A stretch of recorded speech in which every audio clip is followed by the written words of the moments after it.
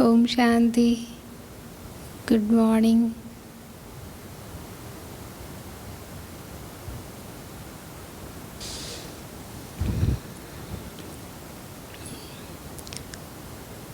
कल की मुरली में क्या था बोलो? कल की मुरली में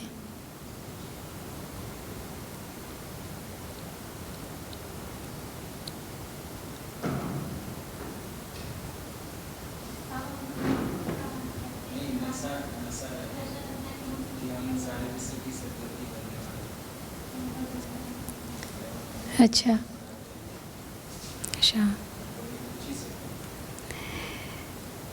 कल की मुरली में एक स्पेशल चीज़, दो स्पेशल चीज़ें। अच्छा, मुरली का क्वेश्चन नोट कर लो। तुम्हारी पसंद का है। अभी तुम डैश डैश हो, बाप आया है।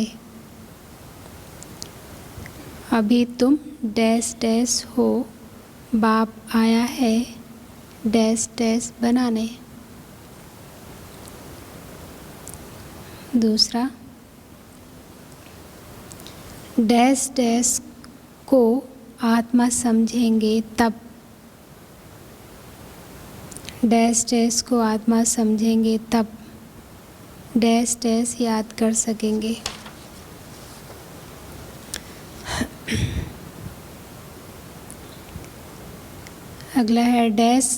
अगला है ये है डैश डैश युग। इसलिए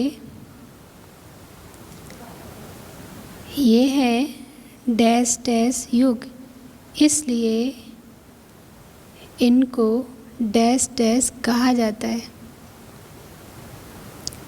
ये है डैश डैश युग, इसलिए इनको डैश डैश कहा जाता है। अगला, डैश डैश छी छी जन्म होगा, डैश डैश छी छी जन्म होगा, डैश डैश राज्य है ना। अगला, फिर डैश डैश बन जाते हैं तो डैश डैश बह जाता है। फिर डैश डैश बन जाते हैं तो डैश डैश बह जाता है। अगला है डैश बाप से तुम डैश डैश लेते हो, डैश बाप से तुम डैश डैश लेते हो। लास्ट, आत्माएं डैश डैश धर्म के सेक्शन में डैश डैश करती हैं। आत्माएं डैश डैश धर्म के सेक्शन में डैश डैश करती हैं।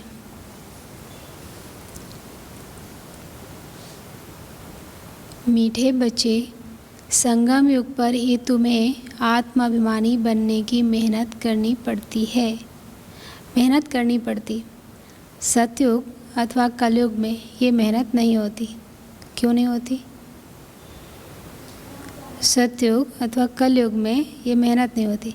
कलयुग में प्रारब्ध। बाबा कह रहे सतयुग अथवा कलयुग में ये मेहनत होती नहीं। प्रश्न है, श्री कृष्ण का नाम उनके माँ बाप से अधिक बाला है, क्यों? श्री कृष्ण का नाम उनके माँ बाप से भी अधिक बाला है, क्यों? धीरज, क्यों?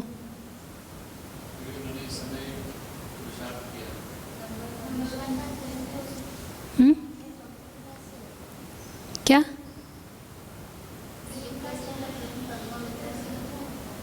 और अच्छा, बाबा ने तीन बताए। पवित्रता से होता है।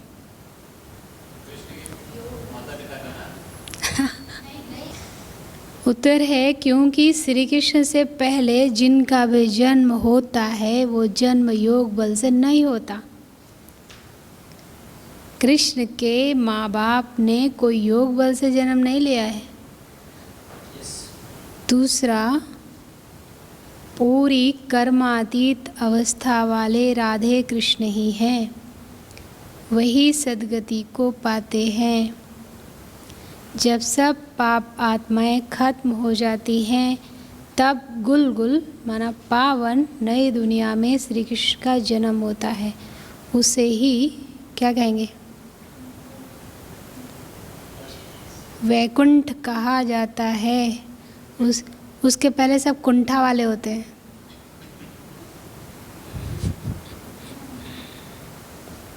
उसके पहले सब अपने घरों में कुंडी लगाते हैं और मन में कुंठा रहती है। सतयुग में कुंडी भी नहीं लगेगी और कुंठा भी नहीं रहेगा। तीसरा, संगम पर श्री कृष्ण की आत्मा ने सबसे अधिक पुरुषार्थ किया है, इसलिए उनका नाम बाला है। ओम शांति। मीठे मीठे रूहानी बच्चों को रूहानी बाप बैठ समझाते हैं। 5000 वर्ष के बाद एक ही बार बच्चों को आकर पढ़ाते हैं, पुकारते भी हैं कि हम पतितों को पावन आकर बनाओ।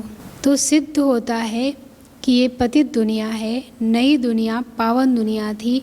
नया मकान कैसा होता है?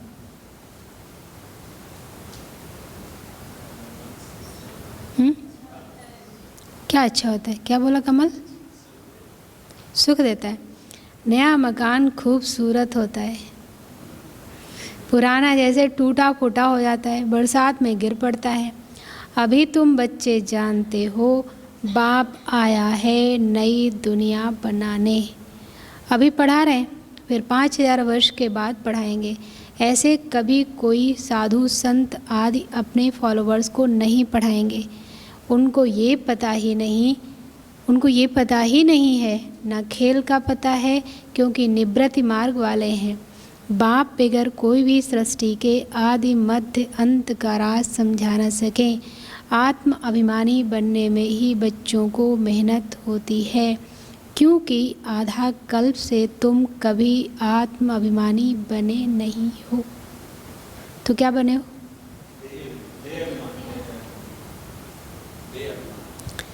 अब बाप कहते हैं अपने को आत्मा समझो। ऐसे नहीं कि आत्मा सो परमात्मा, नहीं, अपने को आत्मा समझ परमपिता परमात्मा शिव को याद करना है। याद की यात्रा मुख्य है, जिससे ही तुम पति से पावन बनते हो। इसमें कोई स्थूल बात नहीं, मतलब कि गंगा स्नान शरीर को कराते ना स्थूल, कोई नाक कान आदि नहीं बंद करना है।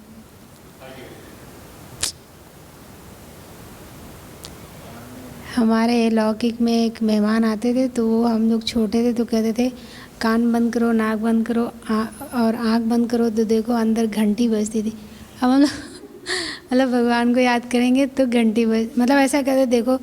तो हम लोग बंद करते थे, तो हम कहते थे हमको तो सुनाई नहीं पड़ती थी। वो हमको बंद करके बताते थे, तो कहते देखो सुनाई पड़ने लगी घंटी। वो कहते थे कि ये परमात्मा का अनुभव है। अब हम लोगों को तो होता नहीं था। हम कहते थे कहीं हमको तो नहीं सुनाई पड़े घंटी। कह रहे नहीं, तुमने खोला होगा आँख। ऐसा कहते थे। तो ऐसे ही बाबा कह रहे हैं, ऐसे नहीं कि आत्मा सो परमात्मा नहीं, अपने को आत्मा, इसमें कोई स्थूल बात नहीं है, कोई नाक कान आदि नहीं बंद करना है। मूल बात है अपने को आत्मा समझ बाप को याद करना। तुम आधा कल्प से हीरे हुए हो। किस चीज़ के? देह अभिमान में रहने के। पहले अपने को आत्मा समझेंगे, तब बाप को याद कर सकेंगे। भक्ति मार्ग में भी बाबा बाबा कहते आते हैं। बच्चे जानते हैं सतयुग में एक ही लौकिक बाप है, वहाँ पारलौकिक बाप को याद नहीं करते। क्यों? क्योंकि सुख है। भक्ति मार्ग में फिर 2 बाप बन जाते हैं, लौकिक और पारलौकिक। दुख में सब पारलौकिक बाप को याद करते हैं। सतयुग में भक्ति होती नहीं, वहाँ तो है ही ज्ञान की प्रारब्ध। ऐसे नहीं कि ज्ञान रहता है, इस समय के ज्ञान की प्रारब्ध मिलती है। बाप तो एक ही बार आते हैं। आधा कल्प बेहद के बाप का सुख का वर्षा रहता है। फिर लौकिक बाप से अल्पकाल का वर्षा मिलता है। ये मनुष्य नहीं समझा सकते। ये है नई बात। 5000 वर्ष में संगम युग पर एक ही बार बाप आते हैं, जबकि कलयुग अंत सतयुग आदि का संगम होता है, तभी बाप आते हैं नई दुनिया फिर से स्थापन करने। फिर से का मतलब क्या होता है?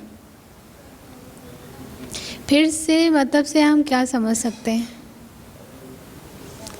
फिर से का मतलब है कि पहले भी भगवान आए थे और अभी भी आए हैं। इसका मतलब है कि भगवान सृष्टि में रहते नहीं हैं। नई दुनिया में इन लक्ष्मी नारायण का राज्य था, फिर त्रेता में राम राज्य था। बाकी देवताओं आदि के जो इतने चित्र बनाए हैं वो सब हैं क्या? वो सब हैं भक्ति मार्ग की सामग्री। बाप कहते हैं इन सब को भूल जाओ, अब भी अपने घर को और नई दुनिया को याद करो। ज्ञान मार्ग है कौन सा? कमल, कौन सा ज्ञान मार्ग कौन सा है? समझ का मार्ग, जिससे तुम 21 जन्म समझदार बन जाते हो। कोई दुख नहीं रहता। सतयुग में कभी कोई ऐसे नहीं कहेंगे। कैसे? शांति, कि हमको शांति चाहिए। यहाँ तो शांति रहती और शांति में भी कहा जाता है ना, मांगने से मरना भला। बाप तुमको ऐसा साहूकार बना देते। उस दिन हमने जब राष्ट्रपिता, प्रजापिता और परमपिता का बताया था, तब हमने मांगने से मरना भला इसमें क्या बोला था? बहुत अच्छी बात थी। राष्ट्रपिता राष्ट्र को आज़ाद कराने के लिए बहुत मेहनत किया और सबसे उन्होंने कहा कि आप मुझे कुछ दीजिए। किसी ने धन दिया, किसी ने जेवर दिया, किसी ने समय दिया, किसी ने जीवन दिया। ब्रह्मा बाबा ने अपना ही सर्वस्व लगाया, सब कुछ लगाया भारत को स्वर्ग बनाने के लिए। और बाबा ने कहा कि तुम अपने तन मन धन से नई दुनिया की स्थापना करो, मांगने से मरना भला। बाप तुमको ऐसा साहूकार बना देते हैं जो देवताओं को भगवान से कोई चीज़ मांगने की दरकार नहीं रहती। यहाँ तो भगवान से क्या मांगते हैं? दुआ मांगते हैं। पोप आदि आते हैं तो कितने दुआ लेने जाते हैं। पोप कितनों की शादियाँ कराते हैं। बाप तो ये काम नहीं करते। भक्ति मार्ग में जो पास्ट हो गया है सो अब हो रहा है, सो फिर रिपीट होगा। दिन प्रतिदिन भारत कितना गिरता जाता है। अभी तुम हो संगम पर, बाकी सब हैं कलयुगी मनुष्य। जब तक यहाँ ना आए तब तक कुछ भी समझ ना सकें कि अभी संगम है व कलयुग है। एक ही घर में बच्चे समझते हैं संगम पर हैं और बाप कहेंगे कलयुग में हैं हम। तो कितनी तकलीफ़ हो पड़ती है। किस में तकलीफ़ होती होगी? लेटने में, खान पान आदि का भी झंझट हो पड़ता है। तुम संगम युगी हो, शुद्ध पवित्र भोजन खाने वाले। देवताएं कभी प्याज आदि थोड़ी खाते हैं। इन देवताओं को कहा ही जाता है, क्या कहते हैं? क्या कहते हैं? निर्विकारी। भक्ति मार्ग में सब तमो प्रधान बन गए हैं। अब बाप कहते हैं सतो प्रधान बनो। कोई भी ऐसा नहीं है जो समझे कि आत्मा पहले सतो प्रधान थी फिर तमो प्रधान बनी है, क्योंकि वो तो आत्मा को निर्लेप समझते हैं। आत्मा सो परमात्मा है, ऐसे ऐसे कह देते हैं। बाप कहते हैं ज्ञान सागर मैं ही हूँ। जो इस देवी देवता धर्म के होंगे वो सब आकर फिर से अपना वर्षा लेंगे। अभी सैपलिंग लग रही है, तुम समझ जाएंगे वो ये इतना मुश्बत पाने लायक नहीं है। घर में क्यों नहीं है? बाबा ने कैसी बात की है? घर में जाकर शादियाँ आदि करते छी छी होते रहते हैं। तो समझाया जाता है ऊंच पद पा नहीं सकते, वो ये राजाई स्थापन हो रही है। बाप कहते हैं मैं तुमको राजाओं का राजा बनाता हूँ, तो प्रजा जरूर बनानी पड़े, नहीं तो राज्य कैसे पाएंगे। ये गीता के अक्षर है ना, इनको कहा ही जाता है गीता का युग। तुम राजयोग सीख रहे हो, जानते हो आदि सनातन देवी देवता धर्म का फाउंडेशन लग रहा है। सूर्यवंशी चंद्रवंशी दोनों राजाई स्थापन हो रही हैं। ब्राह्मण कुल स्थापन हो चुका है। ब्राह्मण ही फिर सूर्यवंशी चंद्रवंशी बनते हैं। जो अच्छी रीति मेहनत करेंगे वो सूर्यवंशी बनेंगे, और धर्म वाले जो आते हैं वो आते ही हैं अपने धर्म की स्थापना करने। पीछे उस धर्म की आत्माएं आती रहती हैं, धर्म की वृद्धि होती जाती है। समझो कोई क्रिश्चियन है तो उनका बीज रूप कौन है? उनका बीज रूप क्राइस्ट है ना। तुम्हारा बीज रूप कौन है? बाप। क्योंकि बाप ही आकर स्वर्ग की स्थापना करते हैं ब्रह्मा द्वारा। ब्रह्मा को ही प्रजापिता कहा जाता है, रास्ता नहीं कहेंगे। इन द्वारा बच्चे अडॉप्ट किए जाते हैं। ब्रह्मा को भी तो क्रिएट करते हैं ना, बाप आकर प्रवेश कर ये रचते हैं। शिव बाबा कहते हैं तुम मेरे बच्चे हो, ब्रह्मा भी कहते हैं तुम मेरे साकारी बच्चे हो। अभी तुम कैसे बन गए हो? अभी तुम काले छीछी बन गए हो। अब फिर छी तो गोबर लगाओ तब, कीचड़ लगाओ तब कहेंगे ना छी।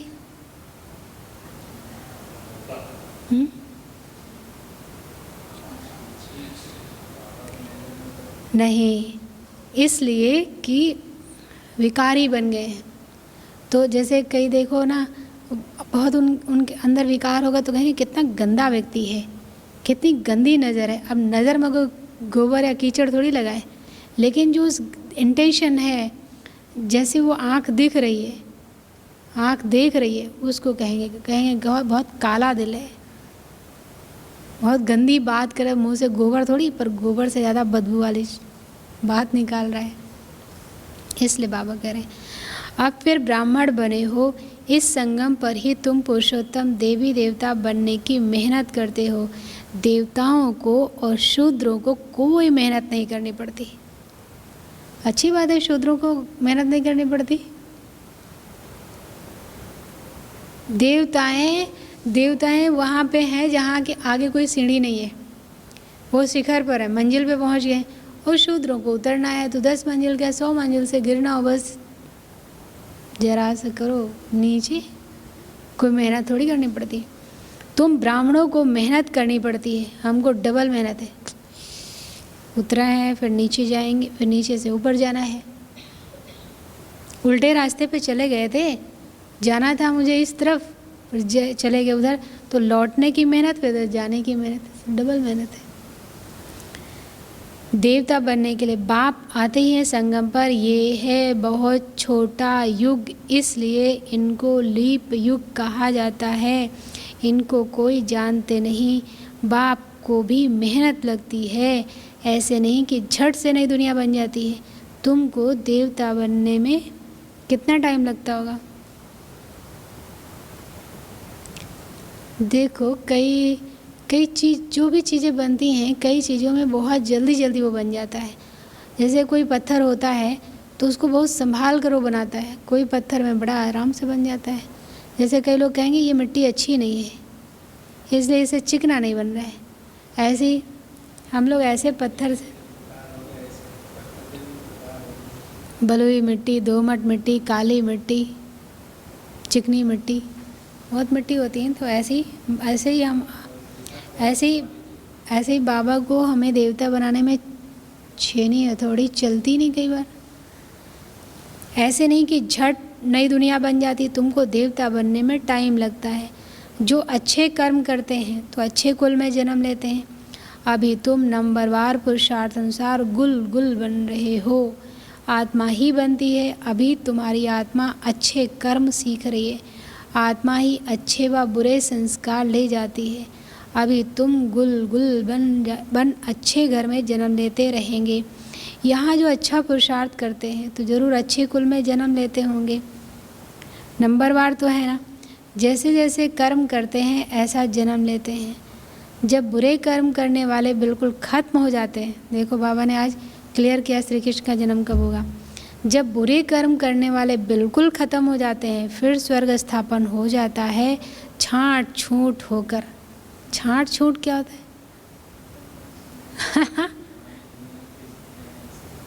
नहीं, जैसे कि हमने सुना था महाभारत का, जब महाभारत सीरियल कर रहे थे तो उसमें 3,500 लोग आए जिन्होंने अपना वो दिया ऑडिशन दिया। उसके बाद उसमें से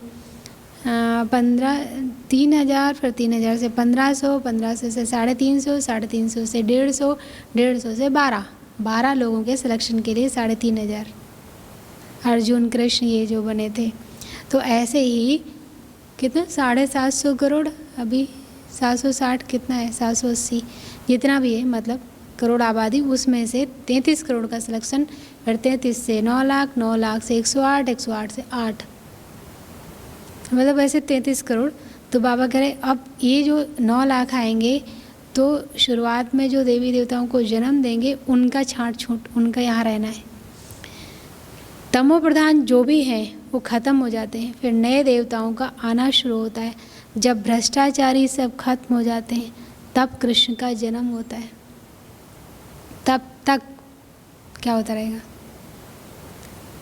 तब तक बदली सदली होती रहती है। जब कोई छीछी नहीं रहेगा तब कृष्ण आएगा।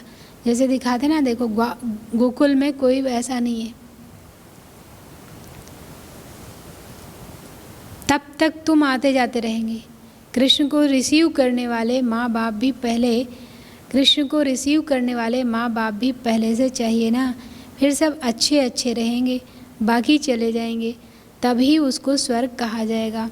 तुम कृष्ण को रिसीव करने वाले रहेंगे। रिसीव करना अच्छा लगेगा?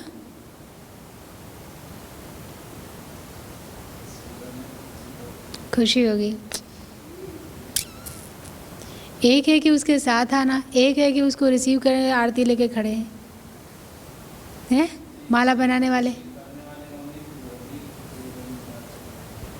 भल तुम्हारा छीछी जन्म होना होगा क्योंकि रावण राजी है ना।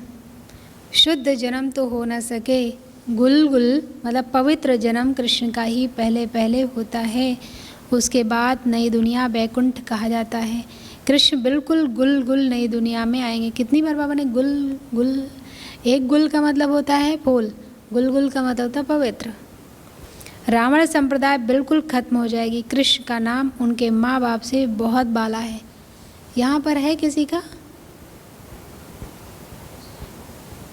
जैसे विवेकानंद के आधार से रामकृष्ण परमहंस पूरी दुनिया में जाने गए,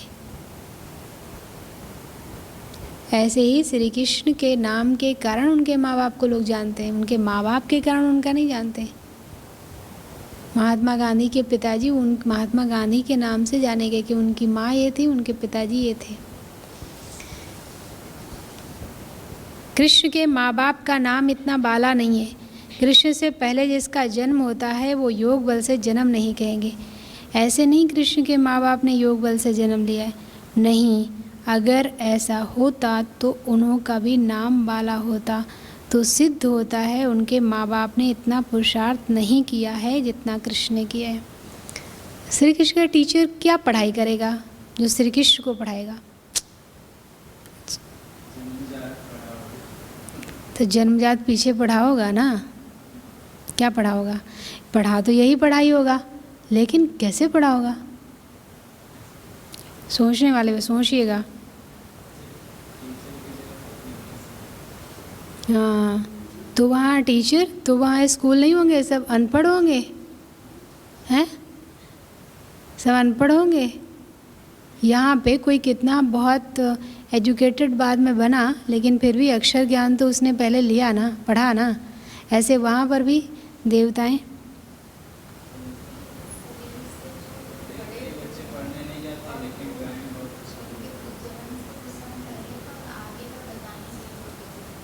अरे टीचर बाबा ने कहा वहाँ पे कला, संगीत, ड्रामा, ये वहाँ शिक्षा होगी। तो वो ये शिक्षा देने वाला कोई होगा नहीं कि ये सारे गाम, ये कौन बताएगा? कोई तो बताएगा। अरे भाई बजाएंगे, लेकिन पहले तो कोई बताएगा, तब तो वो बहुत फटाफट सीखेंगे, लेकिन कोई तो सिखाएगा।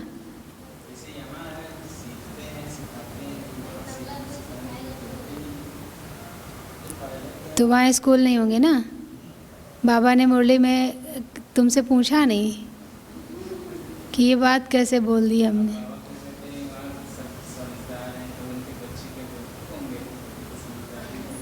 समझदार हैं, समझदार हैं, लेकिन वो जल्दी समझते हैं।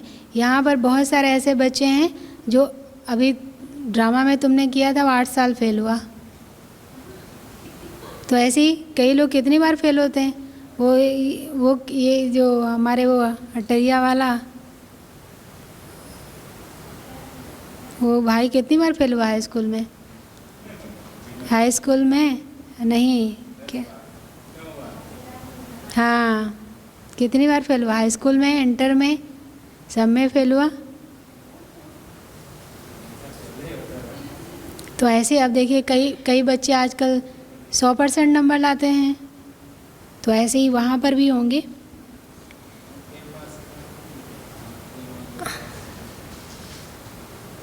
वहाँ कोई फेल नहीं होगा, लेकिन वहाँ पर ऐसे बुद्धिमान होंगे, पर शिक्षा ज़रूरी है। अगर ऐसा होता तो उन्हों का भी नाम बाला होता। तो सिद्ध होता है कि उनके माँ बाप ने इतना पुरुषार्थ नहीं किया है जितना कृष्ण ने किया है। ये सब बातें आगे चल तुम समझते जाएंगे। पूरी कर्मातीत अवस्था वाले राधे कृष्ण ही हैं, वही सद्गति में आते हैं। पाप आत्माएं सब खत्म हो जाती हैं, तब उन्हों का जन्म होता है। फिर कहेंगे पावन दुनिया, इसलिए कृष्ण का नाम बाला है। माँ बाप का इतना नहीं, आगे चल तुमको बहुत साक्षात्कार होंगे। टाइम तो पड़ा है, तुम किसको भी समझा सकते हो। हम ये बनने के लिए पढ़ रहे हैं। विश्व में इनका राज्य अब स्थापन हो रहा है। मीना क्या बनने के लिए पढ़ रही हो? हैं? क्या बनने के लिए पढ़ रही हो?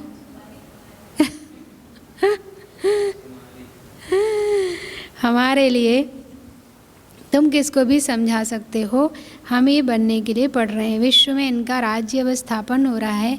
हमारे लिए तो नई दुनिया चाहिए। अभी तुमको दैवी संप्रदाय नहीं कहेंगे, तुम हो ब्राह्मण संप्रदाय। देवता बनने वाले हो, दैवी संप्रदाय बन जाएंगे, फिर तुम्हारी आत्मा और शरीर दोनों स्वच्छ होंगे। अभी तुम संगम युगी पुरुषोत्तम बनने वाले हो। ये सारी मेहनत की बात है। याद से विक्रमाजीत बनना है। तुम खुद कहते हो याद घड़ी घड़ी भूल जाती है। बाबा पिकनिक पर बैठते हैं तो बाबा को ख्याल रहता है। किस बात का ख्याल रहता होगा? पिकनिक पर बैठते हैं बाबा तो किस बात का ख्याल रहता होगा?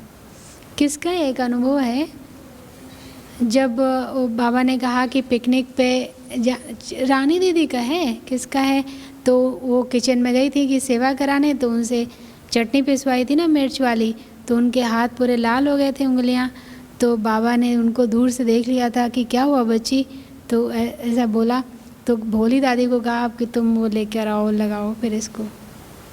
किसका हुआ था?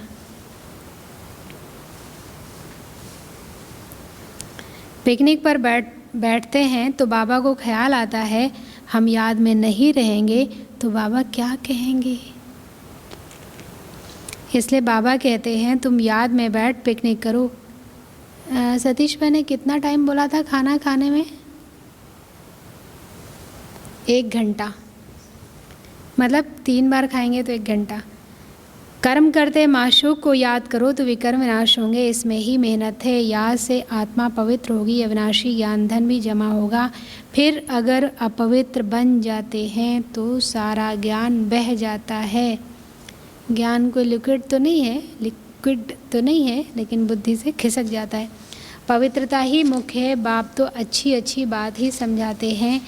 ये सृष्टि के आदि मध्य अंत का ज्ञान और कोई में भी नहीं है, और जो भी सत्संग आदि हैं वो सब भक्ति मार्ग के हैं। बाप ने समझाया भक्ति वास्तव में प्रवृत्ति मार्ग वालों को ही करनी है। तुम्हारे में तो कितनी ताकत रहती है, कितनी रहती है, कितनी रहती है? घर बैठे तुमको सुख मिल जाता है। इस सर्वशक्तिवान बाप से तुम इतनी ताकत लेते हो। सन्यासियों में भी पहले ताकत थी, जंगलों में रहते थे, अभी तो कितने बड़े बड़े फ्लैट बनाकर रहते हैं, अभी वो ताकत नहीं है। कौन सी ताकत थी पहले?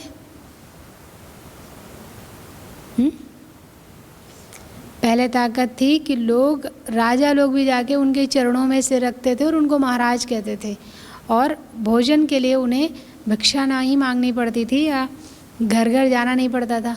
अभी तो देखो, उधर अलीगंज में हम लोग थे तो एक ठेले पे एक देवी की मूर्ति, आगे धूप बत्ती और दरवाजे दरवाजे देवी आ रही हैं दे दान। बताओ, ऐसी देवियाँ कि उनको दरवाजे दरवाजे घूमना पड़ रहा है खाने के लिए निर्वाह। बताओ, एक देखो वो छोटी सी देवी यहाँ बैठी, वैष्णो देवी, यहाँ से दौड़े चले जाते हैं, वहाँ कितना चढ़ा के आ जाते हैं। तो अभी वो ताकत नहीं है। जैसे तुम्हारे में भी पहले सुख की ताकत रहती है, फिर गुम हो जाती है, उन्हों में भी पहले शांति की ताकत थी, अब वो ताकत नहीं रही है। आगे तो सब कहते थे कि रचना, आगे तो सच कहते थे कि रचना और रचना को हम नहीं जानते, अभी तो अपने को भगवान शिव हम कह बैठते हैं। बाप समझाते हैं इस समय सारा झाड़ तमो प्रधान है, इसलिए साधुओं आदि का भी उद्धार करने मैं आता हूँ। ये दुनिया ही बदलनी है, सब आत्माएं वापस चली जाएंगी, एक भी नहीं जिसको ये पता हो कि हमारी आत्मा में अविनाशी पार्ट भरा हुआ है जो फिर से रिपीट करेंगे। आत्मा इतनी छोटी है, इनमें अविनाशी पार्ट भरा है जो कभी विनाश नहीं होता। इसमें बुद्धि बड़ी अच्छी पवित्र चाहिए, वो तब होगी जब याद की यात्रा में मस्त रहेंगे। मेहनत सिवाय पद थोड़े ही मिलेगा, इसलिए गाया जाता है, चढ़े तो चाखे वैकुंठ रस। कहाँ ऊँच से ऊँच राजाओं का राजा, डबल सरताज कहाँ प्रजा। पढ़ाने वाला तो एक ही है, इसमें समझ बड़ी अच्छी चाहिए। बाबा बार बार समझाते हैं क्या? याद की यात्रा है मुख्य। कितना घंटा याद करते? मैं तुमको पढ़ाकर विश्व का मालिक बनाता हूँ, तो टीचर गुरु भी होगा। बाप तो है ही टीचरों का टीचर, बापों का बाप। ये तो तुम बच्चे जानते हो, हमारा बाबा बहुत प्यारा है। ऐसे बाप को तो बहुत याद करना है, पढ़ना भी पूरा है। बाप को याद नहीं करेंगे तो पाप नष्ट नहीं होंगे। बाप सभी आत्माओं को साथ ले जाएंगे, बाकी शरीर सब खत्म हो जाएंगे। आत्माएं अपने अपने धर्म के सेक्शन में जाकर निवास करती हैं। अच्छा, मीठी मीठी सिकिल्दे बच्चों प्रति माता पिता बाप दादा का याद प्यार और गुड मॉर्निंग। रूहानी बाप की रूहानी बच्चों को नमस्ते। हम रूहानी बच्चों की रूहानी बाप दादा को गुड मॉर्निंग और नमस्ते। धारणा के लिए मुख्य सार है, बुद्धि को पवित्र बनाने के लिए याद की यात्रा में मस्त रहना है। बुद्धि को पवित्र बनाने के लिए याद की यात्रा में मस्त रहना है। कर्म करते भी एक माशूक याद रहे, तब विकर्माजीत बनेंगे।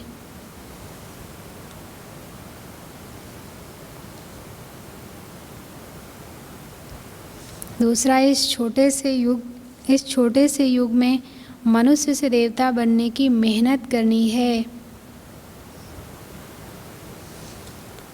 अच्छे कर्मों के अनुसार अच्छे संस्कारों को धारण कर अच्छे कुल में जन्म लेना है। देखो, अच्छे कर्मों के अनुसार अच्छे संस्कारों को धारण कर अच्छे कुल में जाना है, अच्छे कुल में जाना है। वरदान देखो कितना अच्छा है। आज का वरदान है, जहान के नूर बन भक्तों को नज़र से निहाल करने वाले। जहान के नूर बन भक्तों को नज़र से निहाल करने वाले, दर्शनीय मूर्त भाव। सारा विश्व आप जहान के आँखों की दृष्टि लेने के लिए इंतज़ार में है। देखो, सारा विश्व आप जहान के आँखों की दृष्टि लेने के लिए इंतज़ार में है। जब आप जहान के नूर अपनी संपूर्ण स्टेज तक पहुँचेंगे,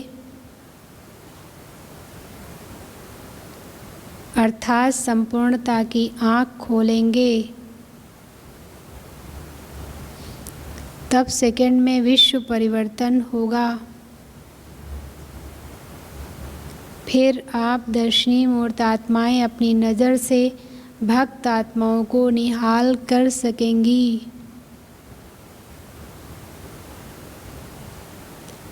नज़र से निहाल होने वालों की लंबी क्यू है, इसलिए संपूर्णता की आँख खुली रहे। आँखों का मलना और संकल्पों का घुटका व झुटका खाना बंद करो, तब दर्शनीय मूर्त बन सकेंगे। आँखों का मलना और संकल्पों का घुटका व झुटका खाना बंद करो, तब दर्शनीय मूर्त बन सकेंगे। कोई देवी का दर्शन, देवी देख कर रोने लगे किसी को तो भाग जाएंगे लोग। स्लोगन, निर्मल स्वभाव निर्माणता की निशानी है, निर्मल बनो तो सफलता मिलेगी। निर्मल स्वभाव निर्माणता की निशानी है, निर्मल बनो तो सफलता मिलती रहेगी। मुरली का सार था, मीठे बच्चे, संगम युग पर ही तुम्हें आत्माभिमानी बनने की मेहनत करनी पड़ती।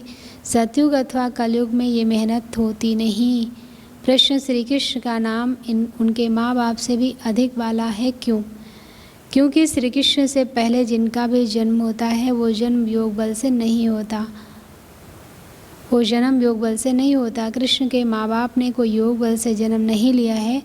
दूसरा, पूरी कर्मातीत अवस्था वाले राधे कृष्ण ही हैं, वही सदगति को पाते हैं। जब सब पाप आत्माएँ खत्म हो जाती, तब गुलगुल मतलब पावन नई दुनिया में श्री कृष्ण का जन्म होता है, उसे ही वैकुंठ कहा जाता है।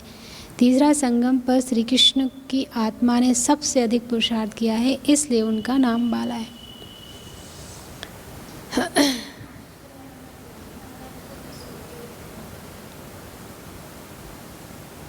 इसमें कुछ और होगा, मैंने एक बार पढ़ा था। आँखों का मलना मतलब जैसे कोई चीज़ आई तो डर गए, ऐसे आँख कीड़ा पड़ जाता है ना तो मलते हैं ना, ऐसे कोई हमारे आँखों में मोह की धुंध आ गई, क्रोध की लालिमा आ गई, तो मोतियाबिंदु मोह का, क्रोध की लालिमा, लालच की धुंध ऐसी आ गई तो अच्छा, क्या बोलेंगे, मतलब क्या मुरली से सोचेंगे? सबसे अच्छी बात जो है क्या होगी आज? जहान के नूर, सारी दुनिया नज़र से निहाल होने की लाइन में। बताओ कितना बड़ा काम है ये। स्वमान, मैं जहान का नूर, मैं आत्मा जहान का नूर हूँ। सब मिल गया आंसर?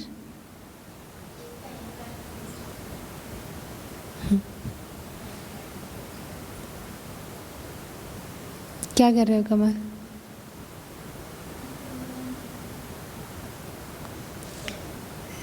साढ़े 9 बजे मुरली का चिंतन, 10:30 बजे भक्तों को मधुबन में ले जाना है और नज़र से निहाल करना है। भक्तों को मधुबन में ले जाना है और नज़र से निहाल करना है। 11 बजे योग,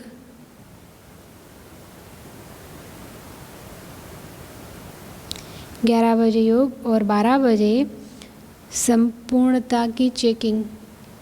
इस समय मेरा शरीर छूटे तो क्या बनेंगे? क्लास में बैठ कर भी अगर हमारा पूरा अटेंशन नहीं है तो फिर क्या बनेंगे। अगर उस समय में मतलब क्लास में बैठ कर अगर शरीर छूटे तो भी अटेंशन पूरा नहीं, कहीं और घूम के आप मोबाइल में लग गए। वो कई लोग हमने देखा मधुबन में मोबाइल में कितना लगे रहते हैं, क्लास चल रहा है तब भी मोबाइल में लगे रहते हैं। उस समय शरीर कहेंगे क्लास में तो बैठे तुम क्लास में, तेरे मन कहाँ था। तो संपूर्णता की चेकिंग। और 4:30 बजे अव्यक्तवाणी 29/12/83 संगम युग, सहज प्राप्ति का युग। 5:30 बजे योग सकाश भक्त आत्माएं। 6:30 बजे योग और चिंतन है देवताओं और शूद्रों को कौन सी मेहनत नहीं करनी पड़ती और क्यों नहीं करनी पड़ती। देवताओं और शूद्रों को कौन सी मेहनत नहीं करनी पड़ती और क्यों नहीं करनी पड़ती। और अगला है श्री कृष्ण को रिसीव करने वाला बनना अच्छा है। बनने का पुरुषार्थ क्या है, मतलब रिसीव करने के लिए क्या पुरुषार्थ है। और गुण निर्मलता और पात्र कैकेयी के 5 के होते हैं। और मर्यादा है स्वभाव की और अटेंशन है कर्म करते, बाबा की याद रहे, कर्म करते माशूक की याद। वैसे बुधवार को सखा और भाई का संबंध होता है, लेकिन बाबा ने माशूक कहा है तो माशूक, आज माशूक। ओम शांति। Thank you.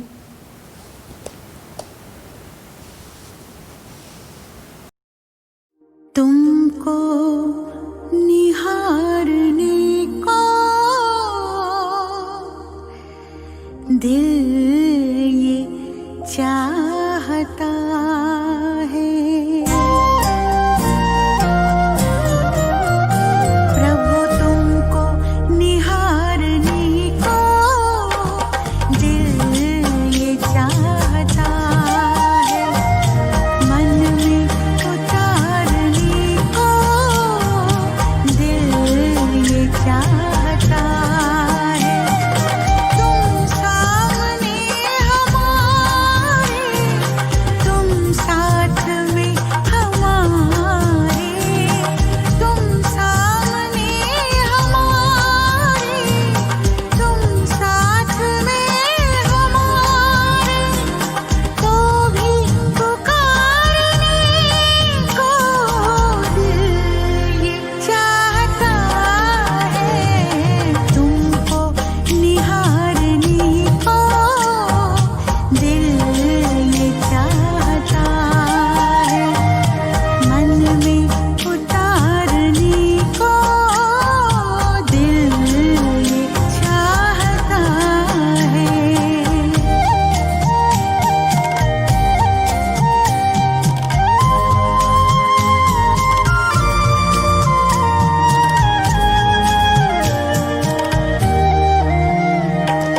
ये ज्योति बिंदु प्यारा,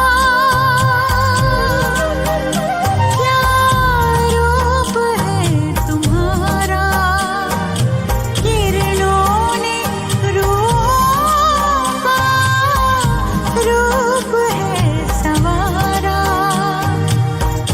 रूप है संवारा। किस्मत